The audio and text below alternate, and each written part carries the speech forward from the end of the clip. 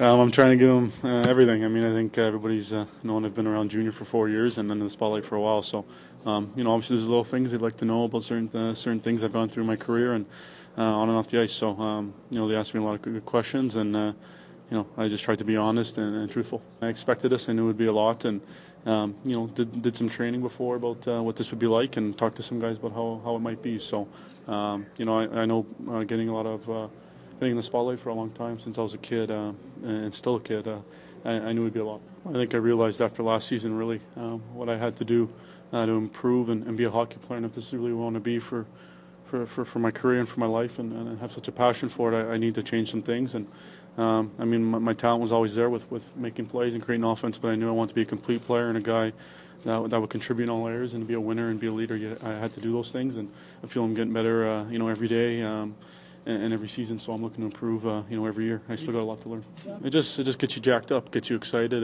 Everybody's watching you, have the spotlight on you. I think, dealing with a lot of pressure situations before, I think I've been trying to handle them the best I can. I think, you get excited and it gets the nerves up. So you might be able to have that little bit of extra adrenaline to do a little more and push yourself a little further. My shoulder's still healing, so I didn't want to push it. The doctors I've been dealing with said, I could have really trained hard for it and prepared myself for it, but I'd have to, take some time off after the combine. So I just approached it as if there wasn't a combine to get myself ready for the season, and that was my main focus. I got pretty focused about what I wanted to do. Obviously, some things I'd like to improve on still, but it's tough to have your best and improve on every single one. So I felt I pushed myself and I worked hard. I want to make it first. I think that's my first goal, and I learned a lot in the last few seasons to take one step at a time, one day at a time, and not worry about so much and just do what I have to do to contribute and things like that. So my first goal is obviously to make the club, and obviously I want to make an impact and be a guy that's counted on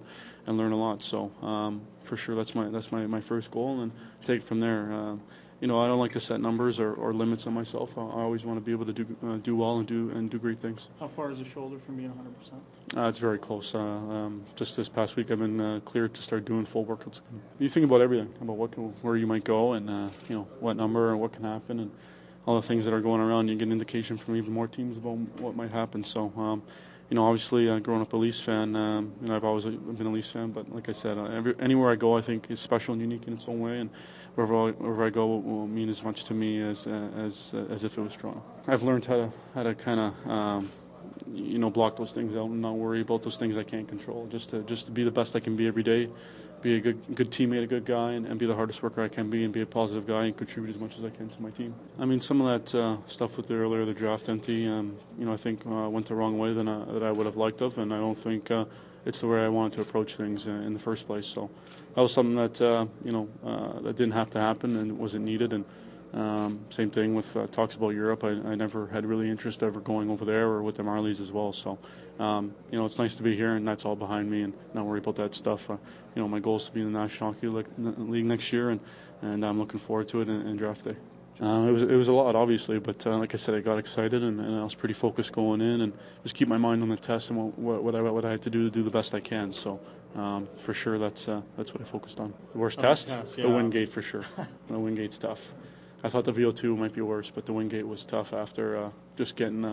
Not only is it just your legs and your heart, but your mind as well. It's tough on your head, and just going so hard for such a short period of time and cranking it up.